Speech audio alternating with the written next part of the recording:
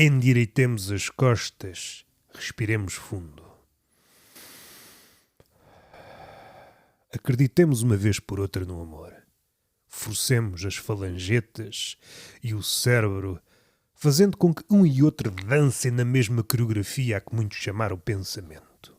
Podia, evidentemente, abdicar tudo isto que acabei de dizer. No entanto, ao contrário de um dos maiores poetas latinos, Horácio, que foi o cultor, ou melhor, o inventor da expressão juntar o útil ao agradável, aproveito para me desdobrar, também foi pai da expressão a montanha pariu um rato, apocando esse Horácio, porque tanto era poeta dos melhores, ao seu nível temos Virgílio e Ovídio, uma geração de ouro, como é ilustrada por alguns. Há mais outro, se a memória não falha, Propércio. Do Propércio não conheço muito e às tantas estou a enganar-me porque eles têm nomes todos muito engraçados. Há um Pompónio, não sei se é da altura, mas destes três consigo falar um nadinha. Consigo falar de Horácio, das Odes, do Exército de Febres, de Virgílio, a Eneida, as Bucólicas, e consigo falar do meu amigalhaço, o meu mais que tudo, que é o Ovídio, sobretudo a Arte de Amar, não, Metamorfoses, provavelmente o meu livro preferido.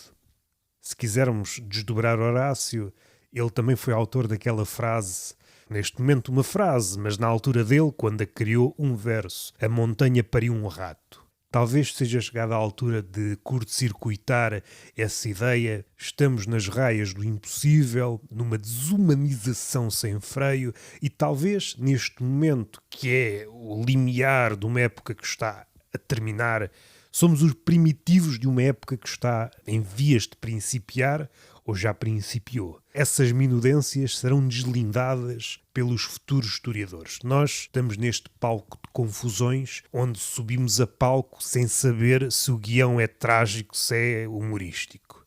Esquecendo isso, é a altura de o rato começar a parir montanhas. E essa imagem interessa-me mais. Enquanto ser humano, eu sou um rato que, no limite, vou conseguir parir uma montanha. Um belo vetor para este podcast numa segunda ou terceira leitura. É espremer o homem enquanto dá, enquanto estamos na sala de espera do apocalipse que pode vir de diversas formas. Ai, os alarmistas! Mas o mundo, como o conhecemos, e esta expressão é muito curiosa, tendo em conta que filósofos como Byung-Chul Han alegam o pensamento está nas ruas da amargura, que é como quem diz morto ou moribundo, aplicar esta frase a um tempo em que um pensamento morreu é curioso, no mínimo. É um lado engraçado, à falta de melhor termo. É expectável do homem, um ser ínfimo, tentar o impossível. Como alguns ilustram na relação homem com arte, a arte maiúscula, é o ínfimo a bater-se com o infinito. Esta relação também está presente na religião, ou em algumas religiões. Nós, enquanto partícula do ínfimo, é uma redundância, isto é de improviso, hei de dar à luz algumas tautologias tão próprias do nosso século. Diante do infinito, o inabarcável. Isto acontece talvez no amor, em obras de arte dignas desse nome, em que temos um sentimento de esmagamento que fica nos antípodas da identificação. A identificação é mais o empratamento burguês, para não sairmos do molde, para não sermos desorbitados. Se a relação com a obra de arte, supondo que não consegue desorbitar quem a vê, é de outra escala. Uma obra de arte que esmaga retira-nos da órbita. Se forem mais amigos da química, o eletrão, a negatividade é injetada. Das duas, uma, ou fica uma partícula mais instável ou mais estável, dependendo depois das energias, mas tem de ser uma energia certa. O efeito fotoelétrico assim o diz. Mas esquecendo a física atómica, voltando para o podcast deste episódio, em princípio será curto, é para tentar, dentro da minha possibilidade e dentro do improviso, explicitar a razão pela qual este podcast existe. Sumariamente vou pôr a cabeça no cepo. Não é que eu não o tenha feito aqui e ali, principalmente quando contrastado com aquilo que se faz hoje. Nós estamos imbuídos de um tédio burguês e saltamos de estímulo em estímulo, sendo que nunca chegamos a algo realmente humano. Como alguém conseguiu deduzir há coisa de anos, não é tanto se a inteligência artificial copia o humano, é mais o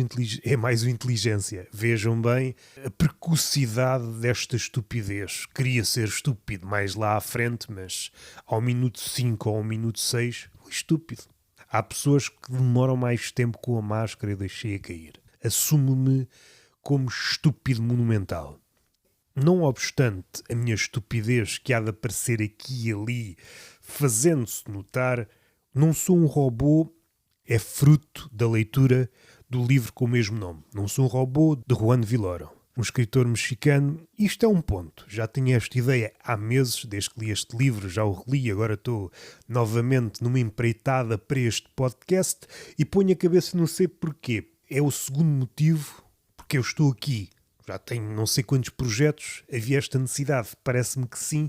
Estou a notar que mesmo um escritor que nós acarinhamos com as nossas pupilas entrecrescendo, com a nossa inquisição de pestanas, algumas falsas, outras verdadeiras, vamos queimando umas atrás de outras, sem que daí resulte algum tipo de crença, até porque a leitura vai no sentido contrário à do dogma, eu noto uma fragilidade em vários pontos, mas neste é essencialmente a impossibilidade de articular vários temas quando está mesmo a pedir. Quando estamos a falar de uma coisa, só se fala dessa coisa e depois passamos para a outra e para a outra, quando num olhar mais demorado íamos ver que estas três coisas partilham o mesmo esqueleto. Ao darmos conta disto, íamos ter uma visão muito mais capaz, pois assim somos sempre aqueles burros que têm as palas, nutrimos um certo regozijo por nós próprios. Olha bem para a verdade que eu estou a alcançar mediante esta leitura, mas estamos a ver só os pássaros espaçados. É como se um ornitólogo não conseguisse ver o bando. E o bando, mesmo que seja formado por pássaros ou aves da mesma espécie, é outro organismo. Um membro vai influenciar os outros todos e nem quero ir para a metáfora que já usei algumas vezes, os torninhos. Os torninhos nisso estão no cume. Uma pequena variação num estorninho modifica tudo. Uma comunidade aérea. Fazíamos quase uma ligação com a comédia de Aristófanes, As Aves. A Cidade das Aves. Porventura iremos para aí. Ora, o que é que eu vou fazer neste podcast em específico? Estas páginas deste livro, Não Sou um Robô, e daí tive de escolher o mesmo nome. Não valia a pena ocultar a razão pela qual é essa a razão. A outra razão é vejo cada vez menos pessoas a conseguir estabelecer relações. Não sei se o consigo, daí a cabeça no cepo. É preciso usar uma ideia que está presente em Orwell, que era o mantra do iluminismo. Vamos usar um bocadinho, até porque não sei se haverá mais tempo. Parece uma boa altura. E vou saltar de página em página, muito paulatinamente, lendo, tomando isso como ponto de partida. Terei alguns tópicos, alguns episódios poderão eventualmente resultar em crónicas, ensaios. Já pensei muito sobre estas coisas. Este parece-me o livro mais interessante, um dos livros mais interessantes que eu li nos últimos tempos, um dos livros mais interessantes que eu li no último ano, sem sombra de dúvida, e continua a assombrar-me. Houve várias tentativas de alcançar algo do género, seja na ficção ou no ensaio. Esta parece-me foi a proposta mais audaz e mais bem conseguida. Por uma razão ou por outra, saíram algumas sátiras em Portugal. No entanto, falta aqui qualquer coisa. Parece-me que a sátira, eventualmente noutro podcast do Actian, hei de explorar. Eu acho que a comédia, desdobrando comédia, humor, sátira, não passa de um ninho de mal-entendidos. E o riso muitas vezes é uma espécie de pé de cabra para abrirmos a porta do entendimento, abrirmos a porta da percepção, não com drogas, mas com um pé de cabra, e o pé de cabra é o riso, e é uma espécie de chave mestra para deslindar tudo. Jogamos o riso, é como o Joker e fica tudo, parece-me escasso. Escasso quando temos para trás coisas que se intitulavam e corajosamente se intitulavam como sátiras. Bom, se isto é uma sátira, aquilo mais à frente, aquilo que chegou aos nossos dias fresco, tem pés de barro, é mais curto. Eu estou a acabar de ler o livro do Karl Kraus, Os Últimos Dias da Humanidade. E aquilo é uma sátira. O ambiente daquilo, podemos dizer que é ali nas alturas da Primeira Guerra Mundial. O Kraus é uma figura importantíssima. Pegou num jornal e durante muito tempo apenas ele, o Archote, um jornal satírico.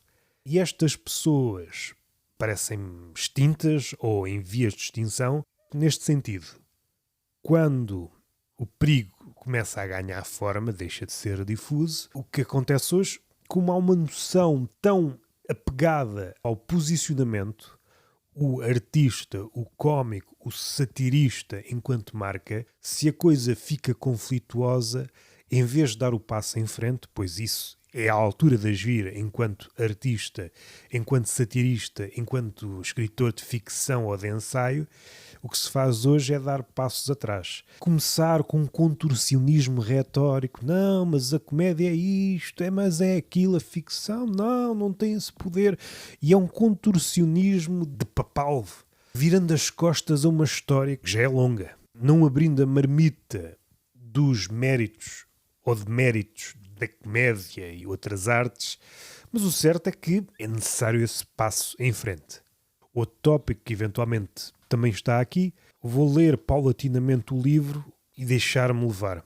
Aqui está o terceiro ponto que me levou a fazer isto. E esse ponto está mais ou menos difuso em todos os projetos que eu faço. Por vezes apresentamo-nos, estou a pensar, coisas ao vivo, tertúlias, coisas ligadas aos livros. Andamos ali às voltas de um título, de frases feitas, que o ChatGPT até faria melhor. Estamos constantemente a fazer uma espécie de geografia, estando o santo vivo ou morto. Se estiver vivo, tem de morrer. Para apressar, precisamos de vestir o nosso fato de abutre e seguir com a nossa vida. Este foi o primeiro episódio e a ideia é, parodiando Horácio, até porque ele, além de poeta, também escreveu comédia em verso, a partir de hoje o rato vai dar à luz montanhas.